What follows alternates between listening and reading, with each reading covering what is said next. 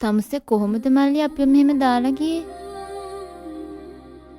මට තේරෙන්නේ කොහොමද මම මේ හැමදේම දරාගන්නේ කියලා.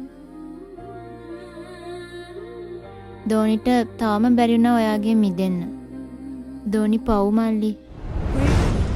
ඇස්සරල බලද්දී කවදාවත් මම මගේ අයියව දැක්කේ නෑ. ඒ වෙලාවට මම තනියම අඬනවා. මට හරි පාළුයි අයියේ. මම ඔයාට ගොඩක් ආදරෙයි.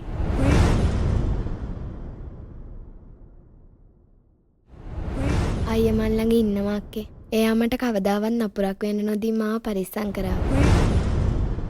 පරිස්සමෙන් ගිහින් එන්න දෝනි.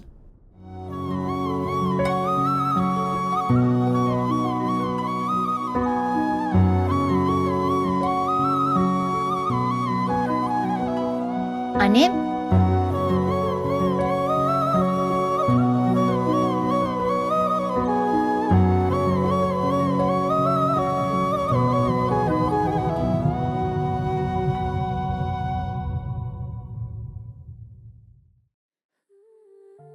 ඊයේත් මම අහගෙන ඔයා හොඳටම ඇඬුවා.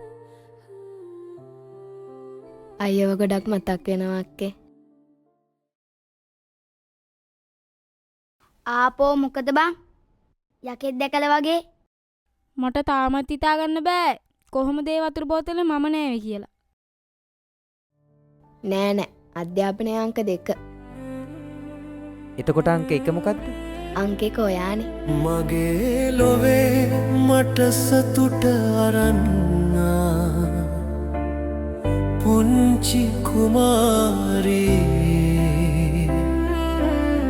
ජීවිතයම මට නුඹම වෙලා දැන් ඉන්න ඇස්මානේ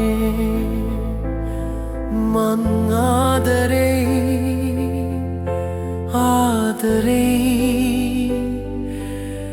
මගේ නං